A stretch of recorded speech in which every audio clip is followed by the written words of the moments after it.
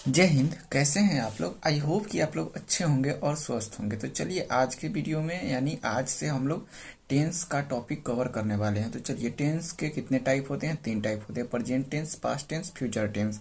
तो आज के वीडियो में हम लोग प्रेजेंट टेंस को देखेंगे और प्रेजेंट टेंस और पास्ट टेंस, फ्यूचर टेंस सभी के चार चार टाइप्स होते हैं। जैसे प्रेजेंट टेंस का पहला टाइप प्रेजेंट इंडेफिनिट या सिंपल प्रेजेंट उसको बोलते हैं। उसके बाद उसका दूसरा टाइप प्रेजेंट कंटिन्यूअस, तीसरा टाइप प्रेजेंट परफेक्ट टेंस और चौथा type present perfect continuous tense.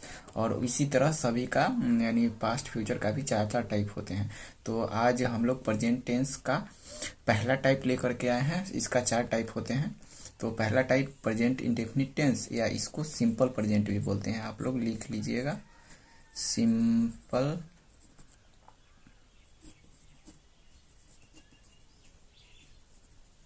Simple present या इसको बोलते हैं। तो चलिए आज के वीडियो में हम लोग प्रेजेंट इंडेफिनिट टेंस का फुल पोस्टमार्टम करने वाले हैं। तो चलिए देखते हैं प्रेजेंट इंडेफिनिट टेंस क्या होता है। जिस वाक्य के मुख्य क्रिया यानी मेन वर्ब के अंत में ता ते ती लगा रहे उसे क्या कहते हैं? Present indefinite tense. जैसे एग्जाम्पल को समझ लेते हैं। जैसे वह जाता है, तो वह जाता है तो यहाँ मुख्य क्रिया क्या है? जाना, यानी मुख्य क्रिया जाना। तो उसी में जाता लग जाता है तो तातेती लग गया तो प्रेजेंट इंडेफिनिट टेंस। अभी आपको इतना ही जान करके, ज़्यादा जानने से कन्फ्यूजन ज़्यादा होगा। जैसे जैसे आगे बढ़ रहे हैं वैसे वैसे स्टेप बढ़ते जाएंगे। चलिए प्रेजेंट इंडेफिनिट या सिंपल प्रेजेंट का स्ट्रक्चर सबसे पहले जानना होता है, क्योंकि किसी भी टेंस को पकड़ने से पहले आपको स्ट्रक्चर का ज्ञान रहना बहुत ही जरूरी है और एक स्ट्रक्चर तो चाहिए ही। तो प्रेजेंट इंडेफिनिट टेंस का स्ट्रक्चर क्या होता है? Subject plus verb one plus object. तो वर्ब वन में एस या ई एस लगते हैं। तो इन सबको आगे क्लियर करते हैं। आपको इतना जान लेना है कि प्रेजेंट इंडेफिनिट टेंस का स्ट्रक्चर क्या होता है, subject plus verb one. Example आगे देखेंगे, अभी आपको कंफ्यूज नहीं होना है।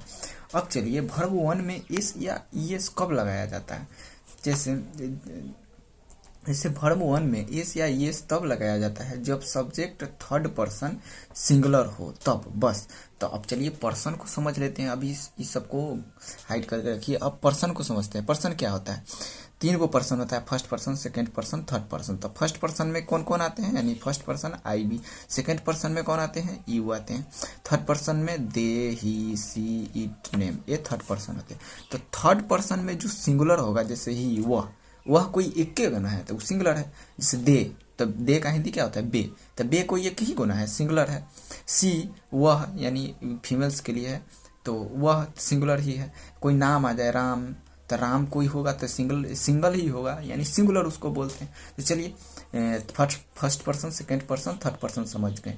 अब वर्ब वन में एस या ई एस कहाँ लगाना है? जब थर्ड पर्सन सिंगुलर हो, यानी थर्ड पर्सन हो, ही होना चाहिए, सी होना चाहिए या कोई नाम होना चाहिए, तो वहां पर एस या ई एस लगाएंगे। अब चलिए एस या ई एस सिंगुलर प्लूरल को समझ लेते हैं। तो कहाँ सिंगुलर होगा, कहाँ प्लूरल होगा, उसको समझ लीजिए। रूल नंबर 1, जिस मुख्य क्रिया जैसे जाना, हंसना, खेलना, कूदना।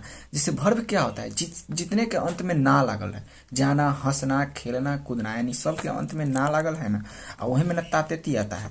तो वो जितना के अंत में ना लगल रहे वो वर्ब के बिना टेंस अधूरा है और टेंस के बिना सेंटेंस अधूरा है। इतना आप लोग याद रखिए। तो सिंगुलर प्लूरल को हम लोग समझ लेते हैं। जिस मुख्य क्रिया के अंत में O, rule number 1, double S, S H आए तो उसमें ईओस जोड़कर सिंगुलर बनाए। जैसे यहाँ पे देखिए गो है तो गो प्लूरल है, तो इसमें ओ है ना, जिसके अंत में ओ रहेगा उसमें ई एस लगा देना है, तो ई एस गोज हो जाएगा सिंगुलर उसका। किस है, डबल एस वाला है तो किस, तो ई एस लगा देंगे यानी किसेज हो जाएंगे। पुश है, एस एच वाला है तो पुसेज हो जाएंगे यानी ई एस जोड़ देंगे। अब रूल नंबर 2 की ओर चलते हैं। रूल नंबर 2 में आप लोग देखिए, रूल नंबर 2 में कॉन्सोनेंट प्लस वाई, तो उसमें आई एस लगाना है, आई ई एस। तो कॉन्सोनेंट क्या होते हैं? जैसे भावेल 5 होते हैं, ए ई आई ओ यू, और उसके बाद छोड़ दें तो सब कॉन्सोनेंट होते हैं। जैसे यहाँ प्लूरल कराई है तो कराई का सिंगुलर क्या हो जाएगा? यहाँ देखिए आर, यहाँ क्या है? आर यहाँ कॉन्सोनेंट है, यहाँ देखिए आर कॉन्सोनेंट है तो कॉन्सोनेंट प्लस वाई रहेगा, तो उसका सिंगुलर कैसे बनाएंगे? सी आर, भले कराई है तो 1 सेकेंड, सी आर इसको कीजिए, सी आर आई ई एस होंगे, C R I E S, Y की जगह पर आई ई एस में बदल जाएगा।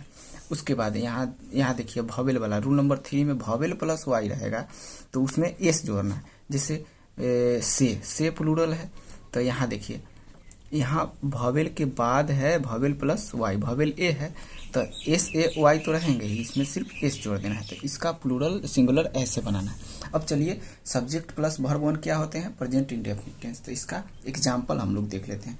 तो चलिए पहला एग्जाम्पल चलिए देख लेते हैं। जैसे वह जाता है,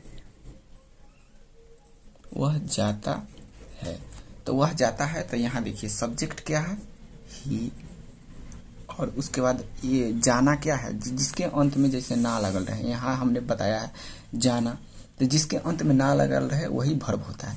तो जाना, हंसना, खेलना, कूदना, और ये भर्ब है, ये भर्ब है, और ये ऑब्जेक्ट जिसके बाद बच जाता है वो ऑब्जेक्ट। सब्जेक्ट यहाँ वह है तो वह ही। अब ही यहाँ क्या है, यहाँ देखिए थर्ड पर्सन, तो थर्ड पर्सन क्या लेता है, प्रेजेंट इंडेफिनिट में सिंगुलर भर्ब लेगा। तो गो का तो गो जैसे अभव फॉर्म समझिए। जैसे यहाँ देखिए गो, गो क्या है, भर्ब वन है। गो का यानी गो का भर्ब टू क्या हो जाएंगे, वेंट हो जाएंगे। गो का V3 क्या हो जाएंगे, गॉन हो जाएंगे। और गो का V4 क्या हो जाएंगे, गोइंग हो जाएंगे, GOING, गोइंग। तो ये भर्ब फॉर्म आप लोग याद कर लीजिएगा। जैसे मान लीजिए यहाँ प्ले हो जाएगा तो प्ले का प्लेड, प्लेड, प्लेइंग हो जाएंगे। उसी V1 V2 V3 आप लोग कहीं से याद कर लीजिएगा। तो प्रेजेंट इंडेफिनिट में हमको क्या करना है, क्या देखना है, सब्जेक्ट के बाद भर्ब वन। तो जाना का क्या होता है, गो, तो गो भर्ब वन है तो यहाँ पर गो होगा।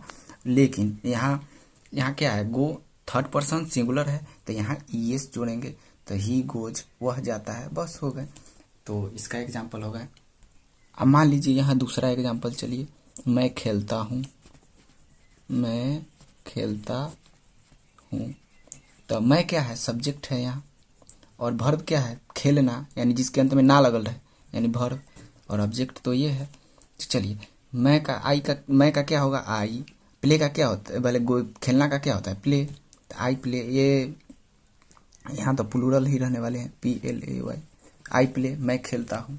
चलिए यहाँ अगर इंग्लिश से ही पकड़ना होगा तो ये क्या है, सब्जेक्ट, और ये क्या है, भर्ब वन, यानी प्ले का भर्ब वन तो प्ले ही होता है। तो सब्जेक्ट प्लस भर्ब वन दिख जाए, इसमें तो ऑब्जेक्ट है ही नहीं। लेकिन अब चलिए कोई बात नहीं है। जैसे मैं पटना जाता हूँ, आई गो टू पटना, तो इसमें टू पटना ऑब्जेक्ट हो जाएंगे। तो ऐसे करके आप लोग देख सकते हैं।